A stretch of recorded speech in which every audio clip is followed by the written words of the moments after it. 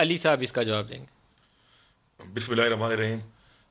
پہلی بات تو یہ ہے کہ یہ نقشے ہمیں بھی زبانی یاد ہیں. پاکستان کے ہر بچے کو جو بھی اسکول جاتا ہے کالج جاتا ہے نقشہ زبانی ہر ایک کو یاد ہے. لیکن اس میں تھوڑا فرق تھا. اب کوئی مانے یا نہ مانے اس کو کہ اس میں اس ایریا کو یو این سیکورٹی کونسل کے قراردادوں کے مطابق ڈسپیوٹیڈ ٹیریٹری کے ساتھ ایک اور کلر میں رکھا گیا تھا.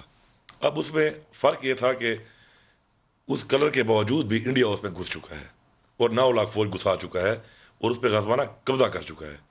پاکستان انتظار کر رہا ہے کہ کب وہ جو قراردادیں منظور ہوئی ہیں کب رائے شماری ہوگی اور کب جا کر ان کو اپنا حق ملے گا رائے شماری کا اور فیصلہ کریں گے کہ انہوں نے اپنے لیے کیا فیصلہ کرنا ہے. اصل تبدیلی 5 اگست 2019 کو آئی ہے اور اس کے بعد آپ کو لیگلی اپنی پوزیشن باتیں کرنا ضروری تھی. جب ہماری گورنمنٹ جب سے آئی ہے پرائم منسٹر عمران خان نے پہلی اسپیچ میں بات کی ہے دوستی کی دعوت کے ساتھ ایک کشمیر کے مسئلے پہ پہلے بات ہوگی.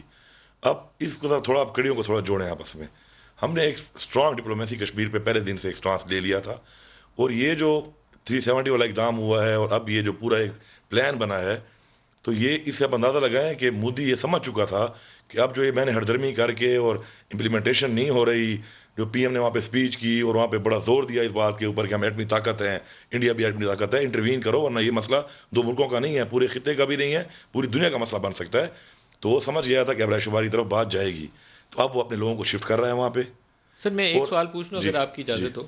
میرے خیال وفاقی وزیر ہیں آپ تو امور کشمیر کے حوالے سے بہت مؤثر رائے دیں گے.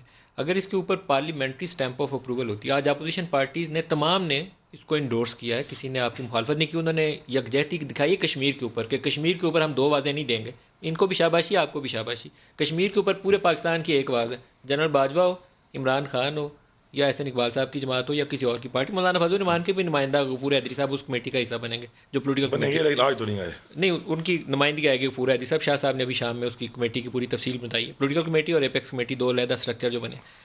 کیا ضروری نہیں تھا کہ پارلیمنٹ کے اندر اس کے اوپر آپ مہر لگواتے پاس کرتے اس کو ایک آئین کا حصہ بنا دیتے. آج کی میٹنگ میں جب تمام پارٹیز جس میں موجود تھیں اس میں یہی بات ہوئی ہے کہ یہ فیصلہ جب ہم نے کر لیا سب نے کہا کہ اس میں ہمیں سب کو تائید کی سب نے تو اس کے بعد یہ فیصلہ ہوا کہ کیبنٹ میں جا کے اپروو کریں گے. اور یہ فیصلہ ساتھ ہوا کہ انٹرنیشنلی ایک میسیج دینے کے لیے کہ ہم ساری پارلیمان میں صرف یہاں نہیں کہ یہاں پر بھی کریں گے جوائنٹ سیشن یہاں سے بھی کریں گے اور صوبوں میں بھی تمام سے اس کو منظور کر کے ایک انٹرنیشنل میسیج دیں گے کہ ہماری تمام. آپ اس کو پارلیمان میں لے کے جائیں گے؟ جی آج جو فیصلہ ہوا ہے وہ یہی ہوا ہے کہ ایک اپوزیشن اور گورنمنٹ بیٹھ کے فارن آفس کے ساتھ بیٹھ کے وہ ایک پورا ڈرافٹ بنائیں گے ریزولوشن کا.